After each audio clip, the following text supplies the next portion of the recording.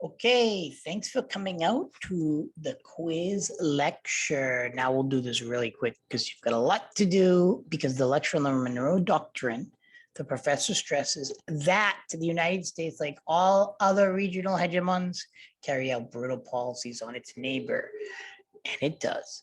So that was the point of that. Now, following the logic of the theory in U.S. foreign policy decision-making, the Benghazi tragedy actually appears to closely reflect the more bureaucratic politics model, also known as the governmental politics model in some books. But we talked about that in the lecture, and you also read about the turf war between, I want to say, intelligence and the State Department. Now, the bureaucratic politics model assumes that the state is a struggle against bureaucracies and bureaucratic players. That should be a given since the name bureaucratic politics, but it's really important because it's actually challenging the rational actor model, which does the more psychological models we'll see in the next one. But it's interesting because this is essentially saying that you have to understand the bureaucratic players, that you might not know their names, you might not know much about them, but they actually have a huge say in foreign policy.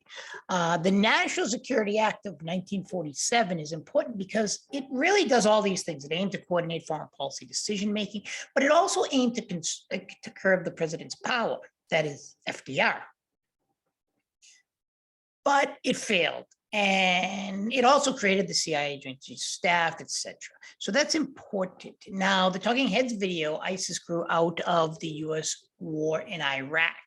That is an argument that I kind of agree with, since I really think that a lot of these people who were Sunnis kind of left the Iraqi government or got kicked out, and a lot of them in the military, and they had nowhere else to go. And I had a soldier once, it was pretty interesting, and he was in Iraq, and he mentioned how a lot of people joined ISIS just because, you know, ISIS would give them, say, electricity and other public goods. It was very interesting.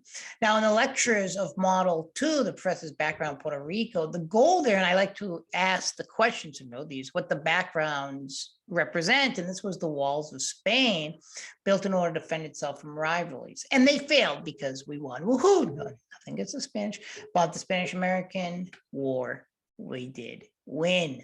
The lecture on the Colombian process stressed that U.S. foreign policy support allies, regardless of the human rights abuse. So we're going to see that more, and maybe all states do this. But the point is that, you know, we like to use human rights as kind of an idea for policy by saying, oh, we don't like this government because it has human rights abuses. But as you'll see later on, Equatorial Guinea, you know, when you watch that video or short documentary, we support a lot of horrible governments because it's in our quote unquote interest. And remember, just because these are short quiz lectures, they also can be on the quiz. And that's where I noted, oh, and the Japanese ex-prime minister was shot and killed. This is going to have a huge impact on Japanese politics. But the quiz one, the professor notes that Japan, since it does not have an official mayor, serves as a prime example of offshore balancing of North Korea and China. That was exactly important because basically the offshore balancing approach is to kind of beef up these regional powers that are friendly with the United States, so they can basically kind of shoulder some more responsibility. Even when Trump was president, he used to talk about NATO needing to pay more, NATO members, European members, and, you know, that's been reflected in, you know, and reverberated by the Obama administration, Bush administration. Many people have made that argument. That's kind of the offshore balancing approach, kind of beef up these regional powers so they can shoulder some of the responsibility, and that we can decrease blowback against us. So I hope you really enjoyed the quiz. I'm sure you enjoyed taking these quizzes. Take care, everybody. And if you have any questions, reach out in community forum.